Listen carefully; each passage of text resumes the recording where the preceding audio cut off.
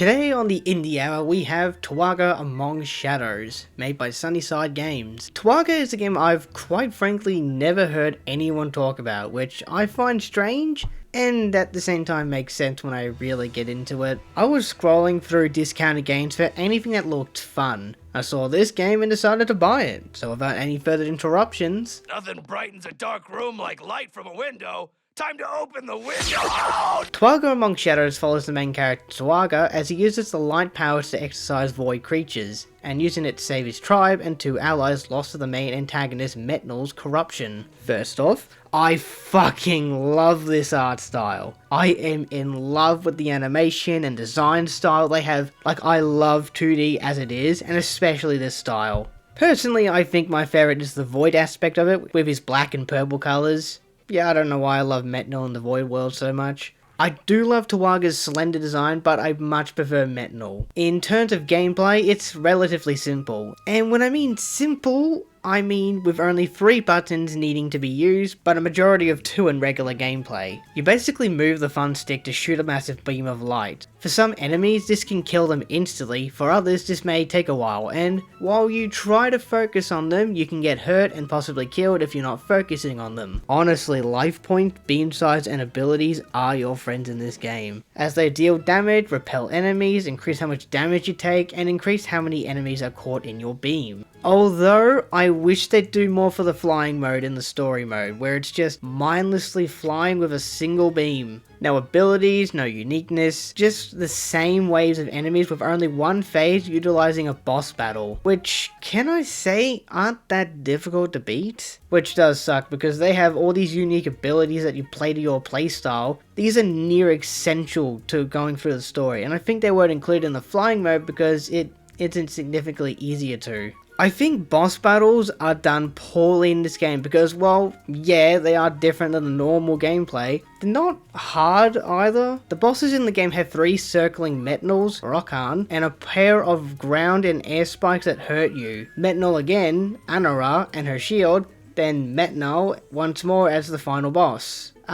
Yeah, they're not hard to beat. I get it early on if these mini-bosses weren't that hard, but the final boss wasn't either. You know, the big guy with the giant orbs? I was honestly expecting a challenge, especially for the hardest setting, and it only gets challenging with the bonus levels that remove your upgrades. Speaking of which, they do have different modes besides story, but they're really just more compact parts of the game, so I consider them training at best, but endless, flight, and co-op. Honestly, they're self-explanatory for what they do, but if I had criticisms for the flight part of the game in general, they're kind of just boring. It's really just normal gameplay, but you can move. I mean, you float aimlessly around shooting a beam, maybe getting a combo of bombs, and that's about it. There isn't some extra ability you gain, or the opportunity to use the ones you've unlocked. It's just a beam, and that kinda sucks. These sections are supposed to be incredibly easy, so it feels like a break from the action out of everything. But it should have had more creativity incorporated of the different playstyles they already have.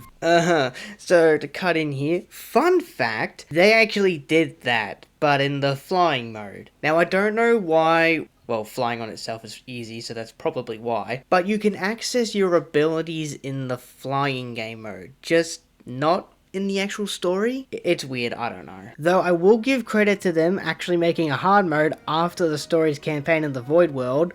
Though taking all the upgrades you've worked to get isn't really the way to get it done. Unless it's like an additional difficulty above the one I played. As much as I love these cutscenes, this art style, God, why are the cutscenes on mute?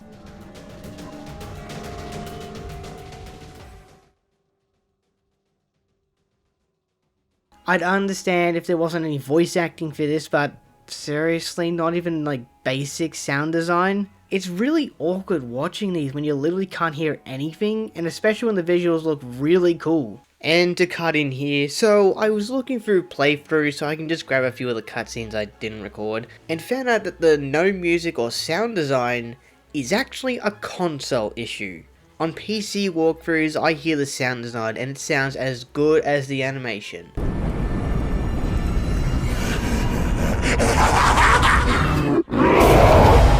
The game does also have cosmetics, like ones you unlock by playing the game of course, but my problem with outfits is that you don't have previews, so you don't know what you're unlocking if you buy it. Well, I mean, some can be bought, but others cannot be unlocked. Luckily, they are meant for additional powers, but shh, I won't call outfits I can preview. And I think that's about all I have to say. Towaga Among Shadows is, well, a really simple and quick game to pass the time is the best way of putting it. I never felt bored with the game despite its simplicity. The story was okay, but felt lacking to be in the know. The visuals for the game are probably some of the best that's held down by the lack of audio during cutscenes. And I wish I'd be able to see Towaga make a return to the store, but as I've noticed, they've made 2 games since 2019 called Nocturnal 1 and 2. And they both look pretty interesting, so you might see them with this series. I recommend checking out the game if you have the chance, whether you're on the console or I've recently learnt on the App Store. Anyways, Spirit out.